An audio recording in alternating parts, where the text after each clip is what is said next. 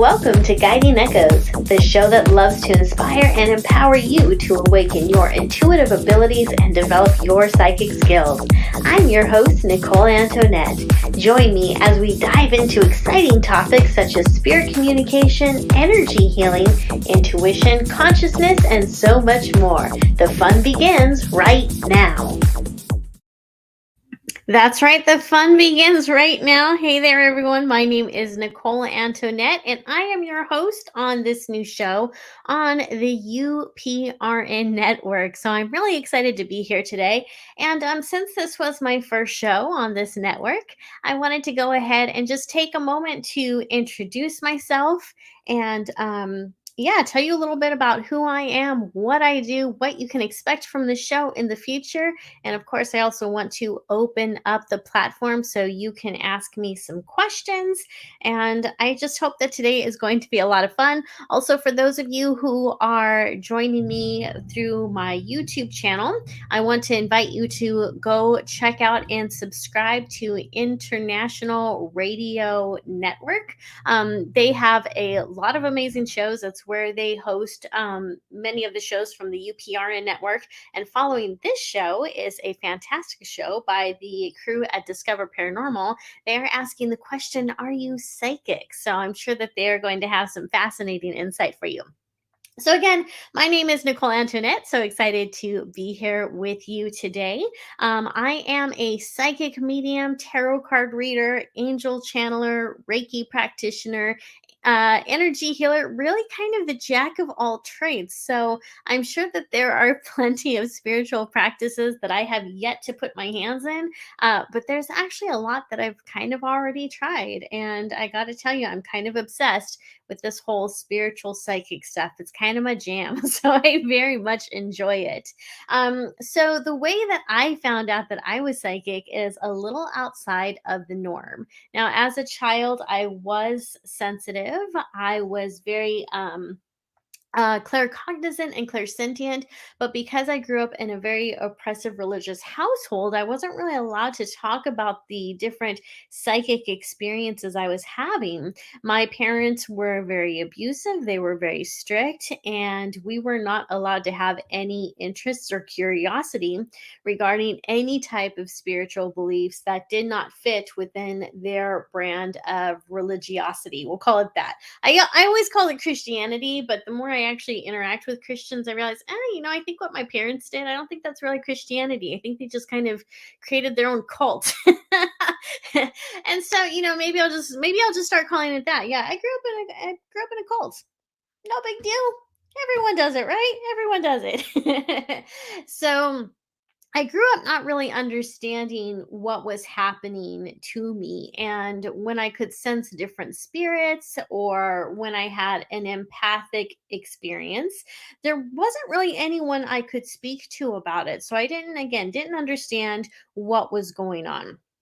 And just kind of, stumbled through life trying to figure it out in most of my 20s. And it was actually in my 30s where I came across tarot. And so, what ended up happening there was one year I decided to decorate my home for Halloween. Now, I am a huge fan of the Disneyland attraction, the Haunted Mansion. Love that ride. And I decided that I wanted to set up a seance scene in my front yard based on the seance scene in the Haunted Mansion at Disneyland. So, of course, I went to work making down a list of all the things I would need to make that happen. And one of the things that I needed was a deck of tarot cards. Of course, I needed a crystal ball too, but when I looked at the prices of crystal balls, I was like, maybe I'll just get a fishbowl and put that upside down. Like, crystal balls are kind of expensive. So I started looking at tarot cards to see which ones would jump out at me and which ones I could use as decorations for the seance scene I wanted to put in my front yard. And I also wanted to be sure that the images weren't too scary. So when kids came up and they're looking at the cards, I didn't want to scare anyone. So I started looking through Amazon as one often does. By the way, happy Prime Day. I don't know about you, but I already made off with some good deals. So feeling pretty good about all the money I saved. So went on to Amazon, started scrolling through the different tarot decks that they had, and there was one that absolutely just jumped out at me. And it was $30, and I didn't want to pay that much for it because these were just going to be decorations, right? This was something I was going to use for just one day and probably never again. So I kept scrolling, kept looking for more cards, and that one deck just haunted me. I just kept going back to that one deck. So finally, put it on my wish list and tried to forget about it, but couldn't. It haunted me. I kept thinking about that deck. So finally, one night, I think it was like 1 or 2 in the morning, don't remember the exact time. I finally got up and I was like, fine. I begrudgingly went and ordered the deck because I just couldn't stop thinking about it. Ordered the deck, completely forgot about it. Now, this was before Amazon offered, next day shipping, 2 day shipping. You had to wait the usual like 5 to 7 days or whatever it was. So I ordered, went ahead, ordered the deck, totally forgot about it. It came in the mail. And of course I get this package and I'm like, what did I order from Amazon? I don't even remember ordering anything. Opened it up. I'm like, oh my God, it's my tarot cards. Got all excited.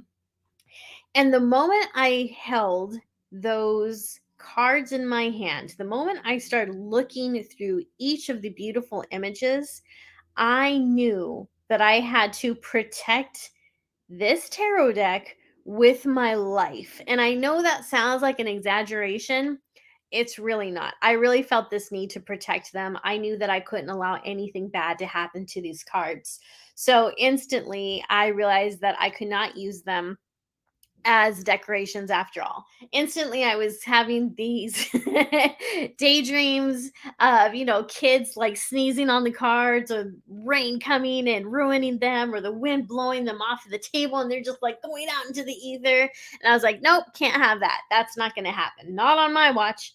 So, went ahead and decided that I was going to learn how to read tarot instead because I mean, what else are you going to do with the deck of tarot cards, right? So I went online and ordered some tarot books and found a online class that took place in real life. It really was a workshop because it wasn't a pre-recorded course. It was an actual workshop. So you would show up with other people and read cards with them. So there was an instructor and there were different people that you could work with, and you would break off into little groups throughout the week and practice reading tarot with everyone. And it turned out that I had a natural knack for it. Every time people would ask me for a reading and I would lay down the cards, it was always accurate. When I was in that class, I kid you not, 100% accuracy, and I know that sounds off the charts, and it is. Um, I don't really have those same stats in real life. I'm probably hitting 85 to 90% accuracy in readings now.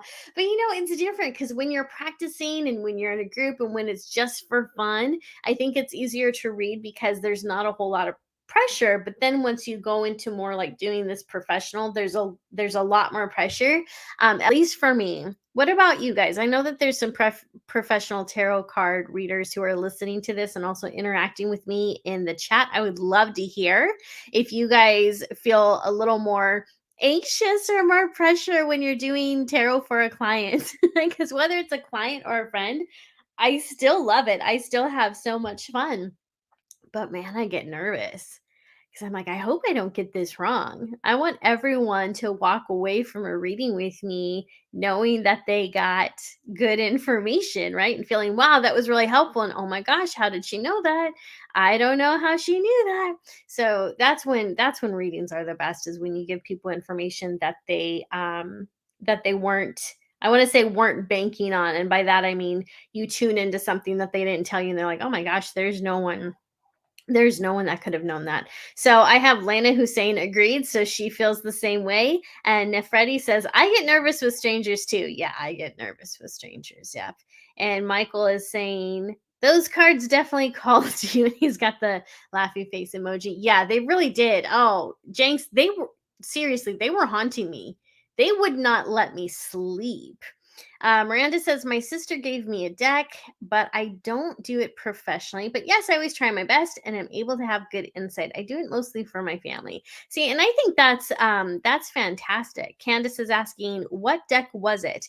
Candace, it's no longer in print. It's called the Wizard's Tarot. Since then, a lot of different decks called the Wizard's Tarot have come out, but I'll show you my new favorite Wizard's Tarot. So this one's also goes by the same name. This is not the original deck that I picked up, but it is amazing. So this is by Barbara Moore, and I'm gonna ruin this name, but I'm gonna try to say it anyway. Mieke Janssens, Mieke Janssens. So that is that's a new Wizard's Tarot that's printed by Llewellyn, but the original one, the one I was referring to, was by Corinne Kenner, I believe, and that is no longer in stock. It was also printed by Llewellyn, but you can still get the digital version through through an app on your phone. So I found a cheat. I found a cheat. So Tammy says, I feel more pressure reading for a friend than clients because I'm afraid of adding my own influence to the reading. That's a concern that I think a lot of people have, because you have your own bias, right? You want things to work out for your friends, and when they come to you with this critical situation that they're in, and critical can be a variety of things for different people, right? It can be, oh my gosh, I have an opportunity for my dream to come true, and I'm flying to New York and I'm going to meet with these, band producers or whatever they are. Is it going to happen? And of course, you want to tell them, yes, absolutely. Or they may be coming to you because they're saying something like, I'm about to go to the doctor and I've been having these symptoms and I'm really afraid. And of course, in that situation, you want to say you're going to be fine. So yeah, I think the closer you are to the person, there sometimes can be more pressure to tell someone what they want to hear, because you don't want to strain the relationship, right? You don't want them to be upset with you if you tell them the truth and it's not what they want to hear.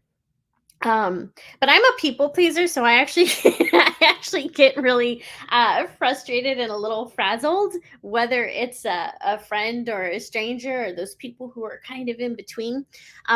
So, but yeah, I think that we can all feel a different amount of pressure, just kind of based on our own personalities. I think that people who are more introverted and they place a lot of importance on their existing relationships. They're going to be really afraid to get those readings wrong or to say the wrong thing, as opposed to if they work with someone they don't know. Obviously, they still care about the person that they're reading for, but the stakes don't feel quite as high. Whereas I think people who are maybe more extroverted, and and want everyone to love them, they can put a lot of pressure on themselves when it comes to both, but maybe a little bit more when it comes to strangers, because I think people who are extrovert or maybe empathic. I don't know. Interesting thing to think about. I feel like I could go on a tangent there, so I'm probably gonna just like shut down my thoughts on that right now.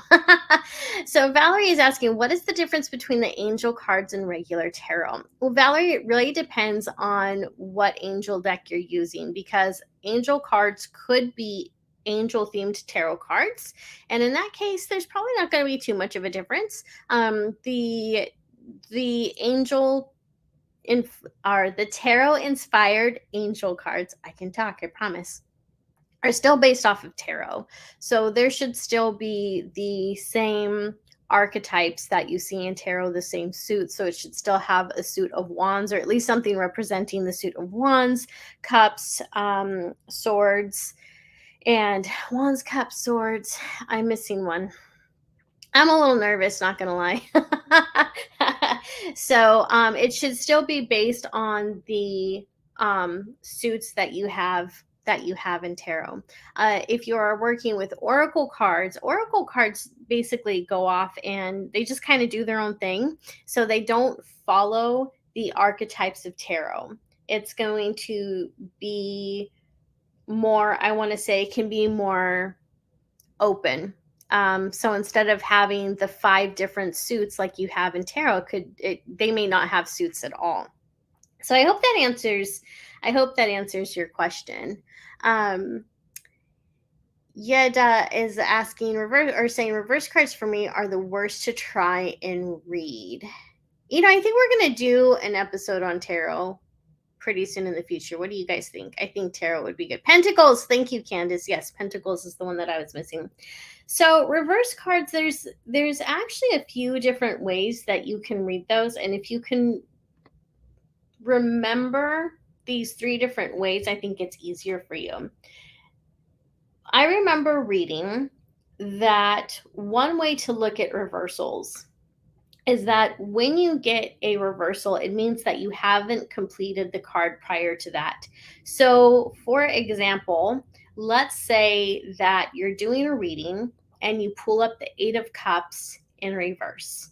The Eight of Cups is coming up in reverse because it means that your client has not finished the archetype of the Seven of Cups. So they haven't moved from that energy into the Eight of Cups energy yet. So it could also mean that they're in transition. So that's one way to view it. And I remember when I first heard that theory, I thought that was really interesting. And so I started applying that to my readings, and it was fascinating to see how that changed the interpretation of the reading itself. But it was also very interesting to see how the cards were spot on and how accurate they were when I kind of made it my intention, at least for a short while, to read the reversals in that way. So it could mean, so again, it could mean that the person you're reading for is in transition from one card to the other, and they haven't completed the card before that. So it would be the same thing. Like if you get the Two of Cups in reverse, it means that your client is still stuck on the Ace of Cups. And Ace of Cups is what? Ace of Cups would be a new beginning, right? It's a new beginning of some type of emotional overflow. Usually it's a pretty positive card, but it's also the beginning of something that's going to bring you joy, love, fulfillment. It's a very touchy feely card, usually very good, very positive. So that's one way to look at the reversals. The second way is also pretty easy, because that just means that it's the energy of that card, but in reverse. So if I were to pull the Strength card and that were to be in reverse, that would tell me that the person I'm reading for isn't feeling very confident, isn't feeling very courageous when it comes to whatever they're asking about. They're probably feeling weak, they're feeling depleted. If you have the Three of Swords in reverse, the Three of Swords is a card that's about heartbreak. It can be about betrayal, but usually, like, I think the Three of Swords is just about the saddest card in the deck. Like almost every time I turn that over, like I just instantly feel bad for whoever I'm reading for, because it's about that heartbreak that cuts you to your core. And for those of you who have experienced that type of heartbreak, you know how hard it is to maneuver through that. And when that card comes up in reverse and you're reading reversals as if they mean the opposite of that card when it's right side up, then that could be a good thing. It could mean that the person you're reading for is getting over their heartbreak, or they've already gotten over it. So that's a very positive way to look at it as well. The third way to look at it means that a person has a block in that area. So if someone pulls the Magician card and that's in reverse, that could mean that this person has an enormous block when it comes to working their own magic, when it comes to using the tools and the elements to manifest and create what they desire. They're feeling blocked there. So it doesn't mean that they're necessarily in an energy of that card. It means that they almost can't get in the energy of that card because there's a block there.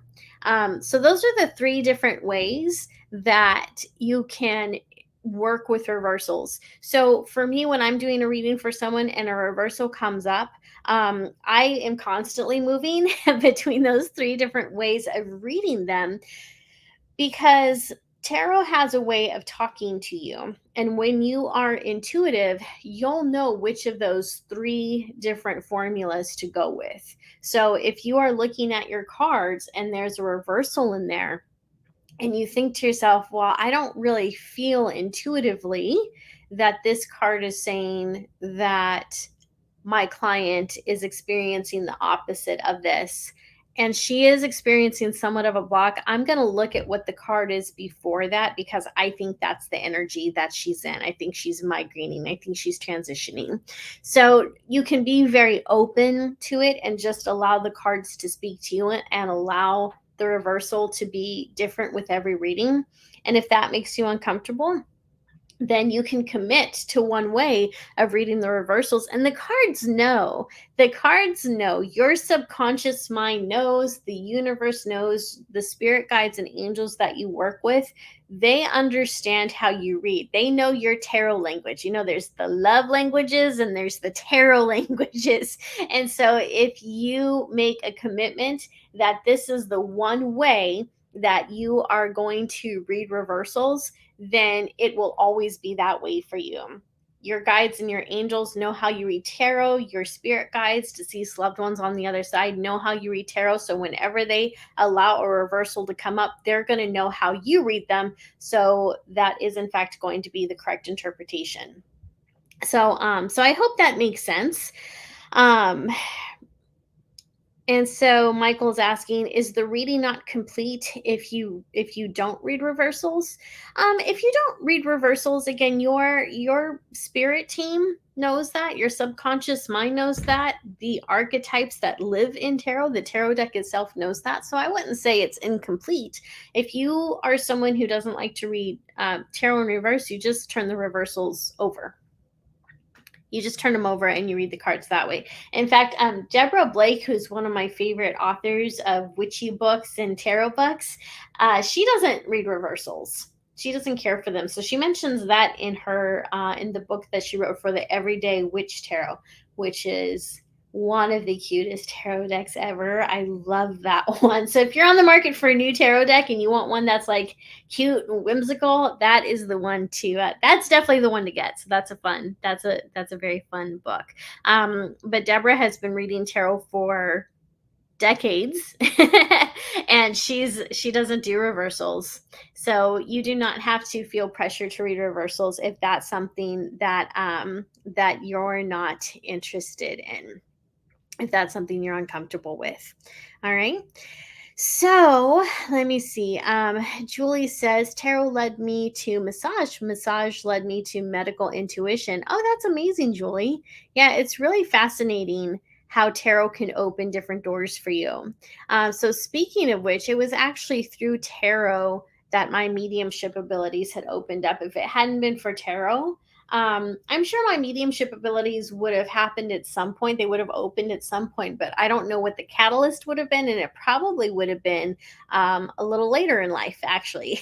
So, what ended up happening there was as I graduated basically from the tarot workshop I was doing, I ended up becoming a tarot card reader for a different online site. So it wasn't a psychic site or anything like that. It was basically a website where you could hire different professionals to do different things. And I was like, hey, let me see if I can do something with this. Let me see if people will hire me to read tarot for them. And they did. And what was fascinating was as I started reading tarot for these different people, different spirits started to come through. And at first, I basically thought it was just a fluke because I'm not a medium. Like, I don't know how that works, right? So I would be reading tarot for different people, and yeah, their loved ones from the other side would come through. And it was a little confusing at first because it's not like I saw them with my physical eyes. These spirits from the other side were not physically in front of me, they were in my mind's eye, but their presence that I was feeling intuitively was very strong. And I say intuitively, but the truth is, like, there is a physical sensation that I felt. When you feel psychic impressions physically, they can feel like pressure in a certain part of the body. You can notice that the pressure of the room changes. So something about the air, the temperature feels different. You can get tingly sensations, you can get warm sensations. And so I was actually getting physical sensations when spirits would come into the room. But again, I didn't really know much about mediumship, so I didn't understand what was happening when that was taking place. So it was a fascinating and interesting experience. I wouldn't say it was terrifying. It definitely wasn't scary. It was just interesting. I was like, well, I guess we're trying something new here. So when spirits would come through, I'd see them in my mind's eye, and depending on how strong the presence of that spirit was, I would pause the reading and say, I just want to take a moment to ask you if you have a father figure on the other side, a mother figure on the other side, whoever it was. And they'd say yes or no. Usually it was a yes. And I would say, okay, because I have your cousin here, or whoever it was, and they're telling me that, and then I would go off and give them a message. And most people were super impressed and very excited. They're like, oh my gosh, I wasn't expecting that today. And I'm like, yeah, me neither, sister. Let me tell you, I wasn't expecting that today either. And I'm the psychic one. What does that say about me? So it was really fun though, because people would come to me for tarot readings and they would end up getting mediumship readings.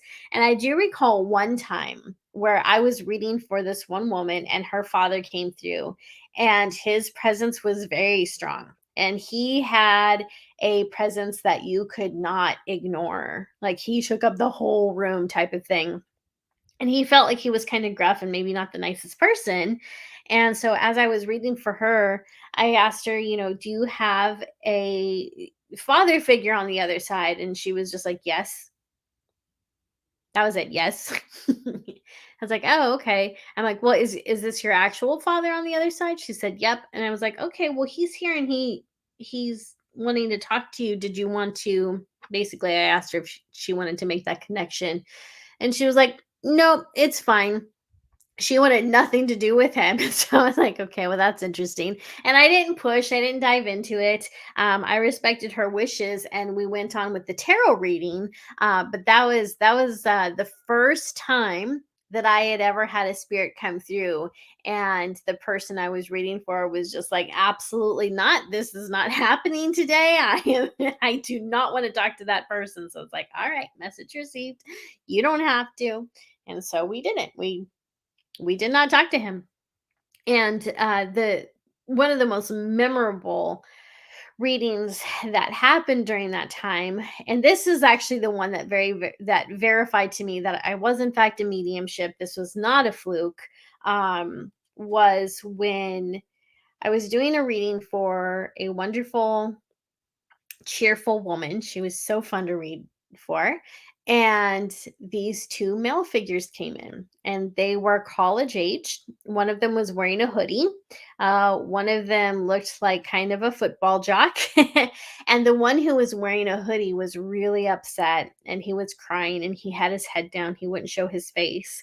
And the one that looked like a football jock had his arm around the person who had the hoodie on, had his arm around his friend and was saying, it's okay, no one's mad at you, like it's fine." So I told the woman that I was reading for who had come through and what was going on, and she was like, oh my gosh, she's like, I know exactly who that is. And so she went on to tell me how when she was in college she had two buddies, two male friends, who had gotten into a car accident and they had passed away, they had died in that accident. And the young man who was wearing the hoodie was the one responsible for the accident. So that's why he was coming through with so much remorse and so much regret. And if I remember correctly, the person in the other car, I can't remember if the person in the other car, was there another car? Actually, I think I'm getting this confused with another reading. I've done so many readings at this point. I was going to say the person in the other car got really messed up, but I believe that this was actually a one car accident. So yeah, I'm getting a couple readings confused. That happens after doing this for over a decade. So she knew exactly who it was. She verified all that information for me. And she was just so surprised and so shocked and so happy actually that they had come through, because she had wanted to know that they were okay. And so she told them, well, she's like, this happened so many years ago. She's like, every no one was ever mad at him, like he's forgiven, no one's mad at him. And she's like, but tell him it's really great to hear from him, so when she basically offered that forgiveness and told him like no one was mad at him, like everything's okay, his energy instantly lifted. He felt so much lighter. And then he finally lifted his face so I could see it, removed the hood from his head, and he had a big, beautiful, handsome smile on his face. And I think that's when I knew that there was something more to this. And it was a really wonderful experience. And it was after that that more even more spirit started to come through. And I think it was at that point that I really began to open up and accept my fate. Accept what was happening. But that was the first time I had really seen the transformative healing power of a psychic mediumship reading, not just for a person who's here in our physical realm, but to see the healing and transformation that took place for a spirit on the other side was transformative for me. And knowing that mediumship can heal so many people in so many different dimensions is incredible. It's so amazing. And I just love knowing that there are other psychic mediums out there who are focused on the healing aspect of readings as well. Because, you do get those mediums out there, and you get different psychics who are out there, and they're about the fame and the money and different things. In fact, I had a conversation with someone earlier today, and she had gone to a workshop hosted by a very famous psychic medium. And she had told me that when she went to this workshop, that the medium just kept upselling and pushing other products, and she was just like, oh my gosh, what did I get myself into? And so it can be disheartening when you run into that. But when you meet those mediums who are, there are professional mediums out there. Obviously, I'm one of them. And mediums have to charge because we have to pay bills like everyone else does. But there's obviously a difference between those who are charging and running their businesses and needing to pay their bills versus those who are trying to become rich off of you. So there's a little bit of a difference there. So it's always really comforting to me and exciting to me when I meet psychics and mediums who are in this work for the right reasons. And one of the things that was really hard for me to come to terms with as a medium was the fact that not everyone who is in this work has good intentions. Not everyone who's in this work wants to help other people. They're in it for glory, they're in it for fame, they're in it for whatever they're in it for, but they may cross the line on ethics, and they may not be walking into this with the best intentions. So my commitment to you that I am making right here is that I will do my best to vet every person who is on this show, because I'm not interested in speaking to people who are gifted. I'm interested in speaking to people who are gifted and who walk a path of integrity. And so I will do my best to bring those type of people onto the show.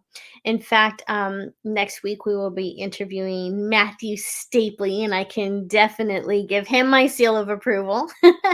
Definitely excited to have him on the show. And I believe that the work that we do is so important. It is so important. I believe it is holy. I believe it is sacred. I believe it is life changing. And I believe it is not to be taken lightly. And I don't know about you, but this path is not just one that calls you, but it is one that demands some type of a sacrifice.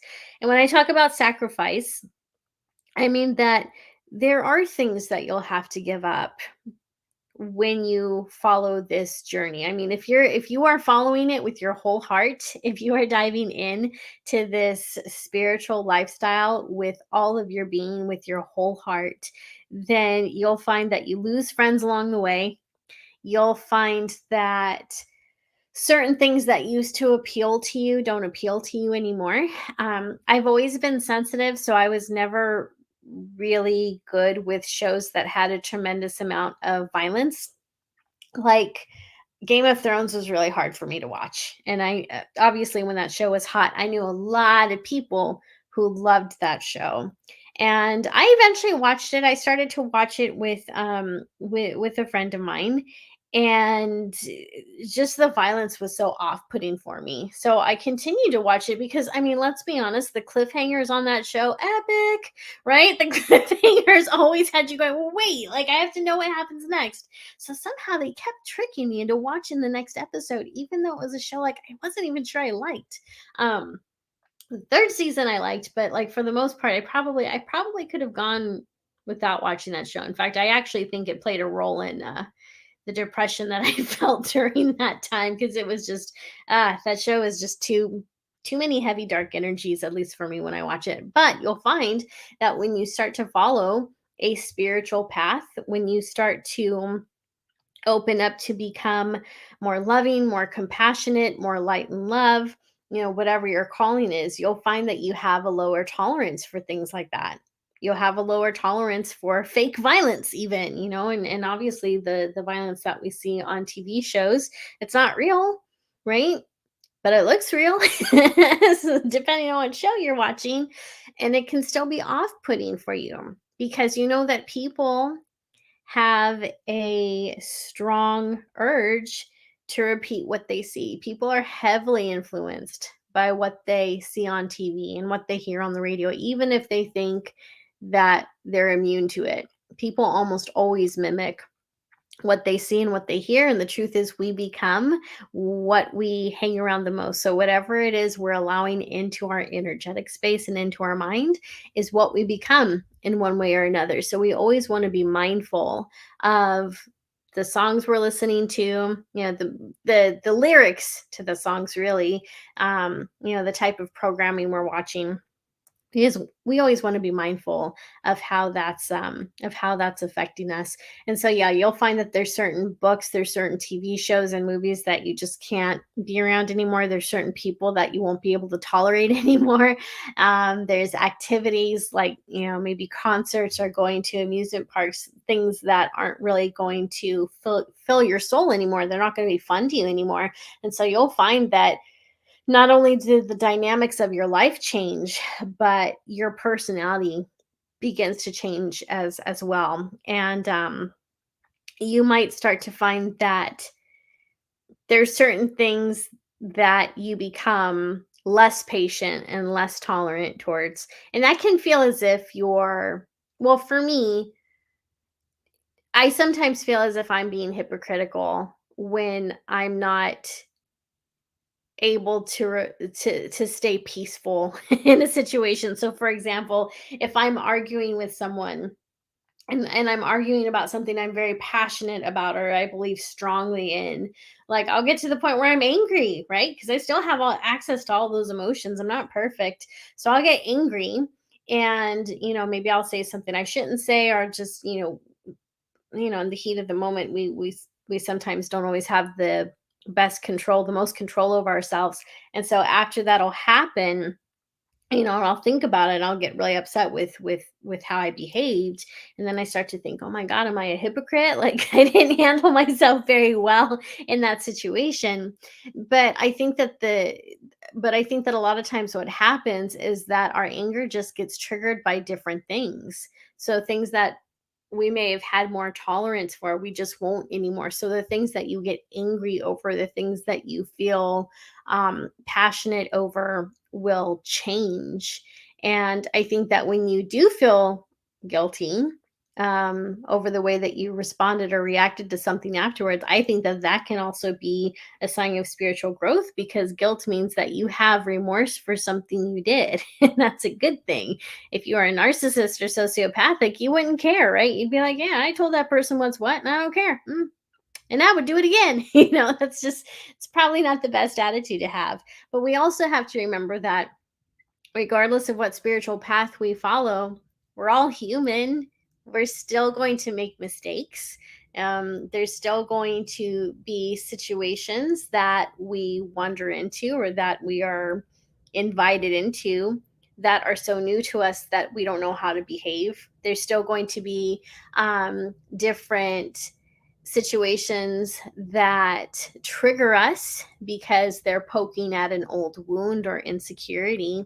And so I think one of the things we always have to be mindful of is having a high level of self compassion for ourselves and patience for ourselves when we mess up on the spiritual journey. Because the truth is that when other people know that you're on a spiritual journey, they will start to put some very high standards on you, and they might start to put expectations on you that aren't very fair. So when you lose your cool or when you predict something incorrectly, like maybe you got the most of the prediction right but you missed the date, or you got a name wrong, they'll start doing the whole, well, if you're so spiritual, well, if you're so psychic, well, if you're so great. And that can really cause us to feel crummy, right? That can cause us to feel really bad. And so we have to have a decent level of self compassion for ourselves, and we need to give ourselves room to make mistakes, because mistakes are normal, mistakes are human. And even though we may have a deep desire for that which is spiritual, at the end of the day, we are here to have a physical experience. We came to earth so we could have that 3D 4D experience, right? So I think that when we practice these different spiritual um not ethics, spiritual, well, those two core values, they start with us, right? You have to be loving to yourself. You have to be patient with yourself. You have to be loving and forgiving of yourself before you can really offer that same amount of understanding to others. So I think self compassion and self forgiveness and self love are also important to this journey. So Kristen's asking, how long did it take you to learn how to read cards? Honestly, Kristen, I don't remember how long it was, but it honestly was probably just a matter of days. The cards that tripped me up the most were the court cards. So, like King of Cups, Queen of Cups, King of Wands, Knight of Wands, those were the ones that tripped me up the most. But when it came to the major arcana and the minor arcana minus the court cards, I learned those pretty quickly. And I think most people can. Actually, I think most people can read those pretty quickly, especially if they happen to be intuitive. So the thing to remember when it comes to the court cards that'll help you to read them fairly easy or easier is to really dive into the meaning of each suit. And that's actually pretty easy to remember. So if you remember, cups are water, cups are emotions, cups are loving, patient, self-sacrificing compassion. Cups are all about they're all about those feel good feels, right? Well, most of the cards anyway. It's mostly a pretty happy suit, I believe, except for maybe the Five of Cups and the Four of Cups. Those are pretty depressing. But other than that, they're mostly good. So when you can just remember that those cards are about emotions and sensitivity and psychic abilities and that sort of a thing, then when you start to read your court cards, if you get the Queen of Cups, you can be like, oh, okay, this represents a woman who's very intuitive, she's very emotional, she's probably, or she's got a high EQ, she has high emotional intelligence, she's probably very intuitive. When you know the meaning of the suits, it becomes easier to personify each of the court cards. And that is something that took me a little while to learn. But outside of that, I learned how to read tarot within days. And I think that the deck that I use, the Wizard's Tarot, even though I was supposed to be using the Rider Waite, the Wizard's Tarot that I had just made it so easy. The images were just so easy. It was clear cut, cut and dry, crystal clear. So because of the images on each of the cards, I was able to read it pretty quickly, which is very cool. So let's see. Marge is saying, I think if the intention is that of love and healing and good intention, it's okay to not have it all right. So true. Self compassion is so important. Yeah. And the truth is, like, we're never going to have everything right. We're never going to get it all right while we're here having this earthly experience. And I think that's part of the point too. And I don't think we're supposed to get everything right, because if we were to come down here and be completely perfect, then what would we learn? There'd be nothing to learn. There'd be no new experience. Now, I don't particularly like the feeling of being wrong. I don't particularly like the feeling of having hurt someone that I loved, and the guilt and the remorse and all that comes afterwards. I don't like those feelings or situations at all, but I can say that I've learned from them. And I think most people have, right? So whenever we go through something difficult, we may never look back at that situation and say, oh, I'm so glad that XYZ happened. We can say, that was a really horrible experience, but I'm grateful that I at least learned this out of it. And I believe the reason that we come here is mastery. I believe that we all come here to learn things and to better ourselves. So Beth is saying, cards work well with me since it is hard for me to keep attention, and the images help bring me back. Yeah, I think that cards are wonderful for people whose minds maybe wander a little too much, or for people who have a hard time quieting their mind. Like, I have a friend who's ADHD, and she loves working with her tarot cards because it really helps her to focus in and stay focused on different things that she wants to manifest. And even when she does readings, because she's really intuitive too, and so it helps her to stay on point as well. And that's one of the things that I love about tarot too, is tarot has this way of filling in the gaps. And what I mean by that is, sometimes as a psychic and as someone who's very intuitive, you'll put your feelers out there and you will get information. So if I was reading for someone and I was doing it purely intuitive, there's certain things that I'm going to pick up on, and a story starts to form. But there might be holes in the story. There's gaps there. And so what I find is that tarot is brilliant at filling in the gaps and showing you the parts that you're missing. So for example, you might be tuning into someone and you think to yourself, okay, well, I do see that this person's in a relationship. There is tension between her and um, the man that she's in a relationship with. I see him crying. I see him being really upset, but I can't figure out why that is. So maybe you turn to tarot and you find out that she betrayed him. Maybe she lied to him about the finances. She lied to him about something, and he feels very, very betrayed. And so tarot has this way of filling in those gaps for you. And that's one of the reasons I absolutely love working with tarot, is because it helps so much to put the missing pieces together. All right, there's someone here saying that they can't hear me. Can the rest of you guys hear me? If so, just put a yes in the comment. Because everything seems to be fine on my end, at least so far. So can you guys hear me? Okay, good. So I'm not just here talking to myself. All right, fantastic. So, so thank you guys all for showing up today. And for those of you who are listening to me through the UPRN network, I do also want to invite you to check out my Guiding Echoes YouTube channel. It is through that channel that I offer different videos on psychic development. And of course, psychic development is a broad range. So I might have different videos that have affirmations that you can listen to that are on repeat. You can listen to those at night so that they help you to feel more confident as a psychic. I've done different videos like 9 signs that you are a psychic medium. Speaking of which, the show following this one, Discover Paranormal, the crew over there is going to be doing a topic called Are You Psychic?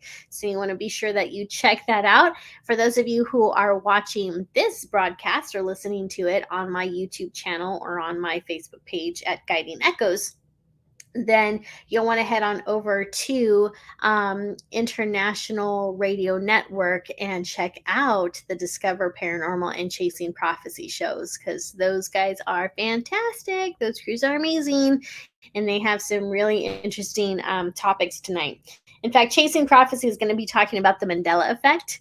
And that's fascinating to me because Michael Jenks and I were just discussing that. I think it was last week. He was like, "Hey, Nicole, have you heard of the Mandela effect?" I'm like, "Yes, I have."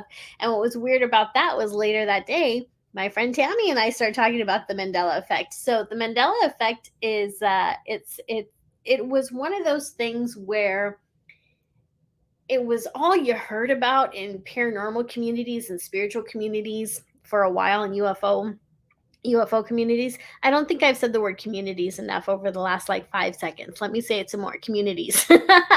But so it was a topic that was being discussed in all of these different circles. And all of a sudden, it kind of faded away, and now we're hearing about it again. So now we're back into this thing where everyone's experiencing the Mandela effect. And I don't know what the guys at Chasing Prophecy are going to say about it, but I believe what's happening is I believe that we're starting to see different realities cross over. In fact, my friend Tammy, who's also a very gifted psychic, her and I were talking about that recently, where there just feels like there's two different timelines that are colliding with each other. And so we have these two different realities starting to almost compete with each other on this earth, on this planet that we live in. And so it's really fascinating to be a part of, but I believe it's also one of the reasons why so many of us are feeling exhausted. I think a lot of us are feeling it. And it's not just because of all the stuff that we've been through over the last 2 years. It's not just because of that trauma. It's because our energies are being pulled, and we are existing in two different places at the same time. And so it makes sense as to why we would feel that, why we would be a little tired, why we would feel our energy being pulled in different ways. So Beth says stuff does feel a lot like it is wearing thin on everything. Yes. Oh man, it does. I hear you, sister. It absolutely does. Michelle saying, "Oh my God, yes, very heavy energies." Yep.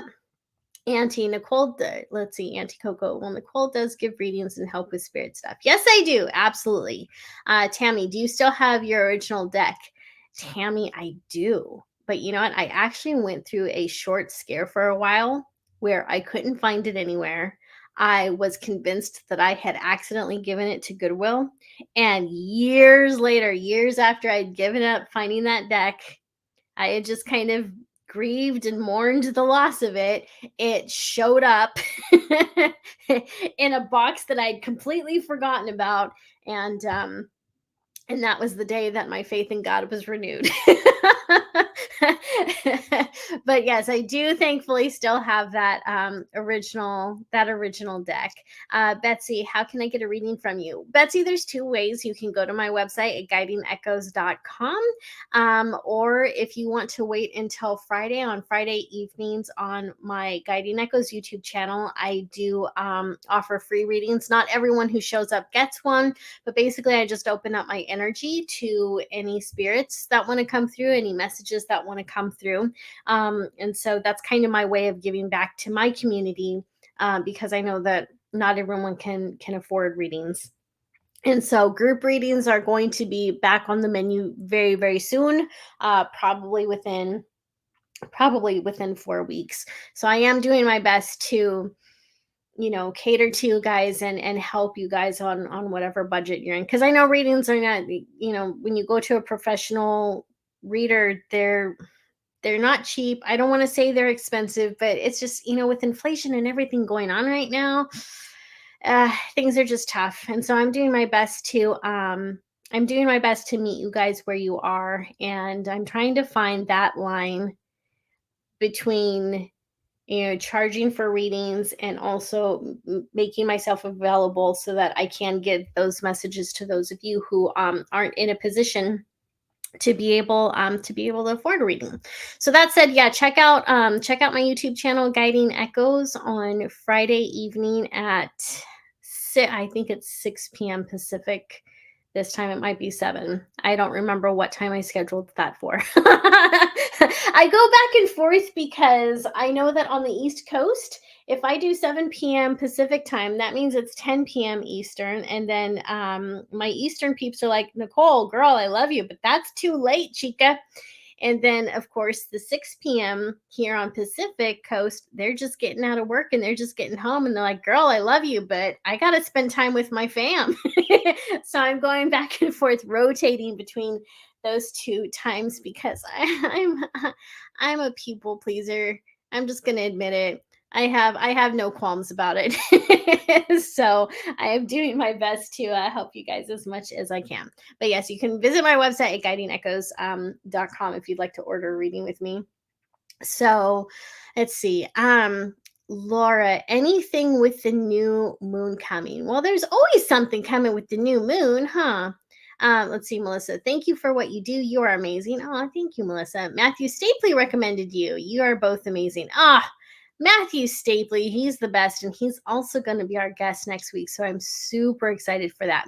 So, to be honest, I don't really follow new moons and full moons. That's not entirely my jam, but I do know that with the new moons, that's when you want to set your intentions and start allowing things to manifest from there. So if there's anything that you want to manifest, that you want to call into your life, then new moon is the time to do that. But I actually did pull some tarot cards for us so we can see the energies for the week. You guys want to hear that before I leave you and make time for Discover Paranormal? I'm so excited for their show tonight. They're going to be discussing, are you psychic?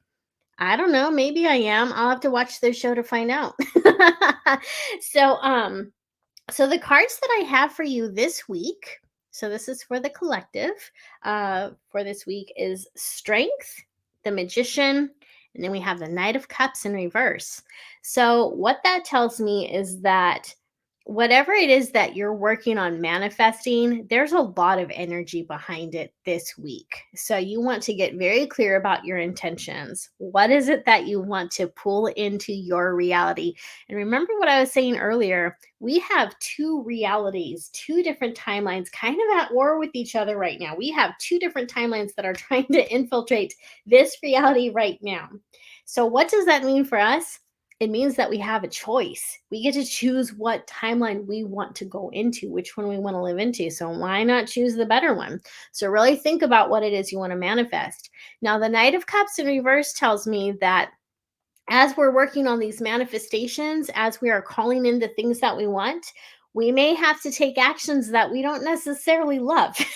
So what that means is that if I want my car to be sparkling, clean, and beautiful, that's a great intention. It can definitely happen. But it also means that I have to actually wash the car. I have to do some work. I don't love it, right? So think about what it is that you are calling in and ask yourself, what actions have you been avoiding because you don't love them? There is this idea that we have to be in a state of flow all the time to manifest what we want. And if we take that a little too literally, a little too seriously, then we might avoid doing the things we don't want to do. And those things could be necessary. So I don't want you to sit there and just do all the things that you hate. For example, if you hate Brussels sprouts and you're trying to lose weight, I don't want you to just sit there and eat a big old bucket of Brussels sprouts. That's not healthy for anybody. That's not good for anybody, right? But you may want to add greens to your meals, right? Even if you don't love them, you have to add them because it's good for you. It helps your digestive system. We're not going to go into all that. You guys know how to eat healthy. You guys know how to do that. This is a brilliant group that's listening right now. So think about that. Just think about what it is that you've been avoiding that can really help to propel you forward in what it is that you desire. So again, Manifesting energy is very strong this week. Write down your wishes, write down your desires. If you like to perform rituals, then ritual your little heart out. Make sure that you do that ritual because it is going to add strength and power to what it is that you want to create. So, my friends, time is up. Again, there's a great lineup today. Following this show is Discover Paranormal. After that, we've got Chasing Prophecy. Discover Paranormal is going to be talking about Are You Psychic? Chasing Prophecy is all about the Mandela effect. It is going to be wonderful. So stay tuned for those fantastic shows. Thank you for joining me today. And regardless of what platform you're watching this on, please remember to subscribe, give it a like, leave a comment because it really helps this network out. We appreciate you so much. Thank you for spending this time with me, and I will see you next week with my guest, Matthew Stapley. I know he's going to be a great guest, and I know it's going to be a lot of fun. So I'll see you then. Take care. Bye bye.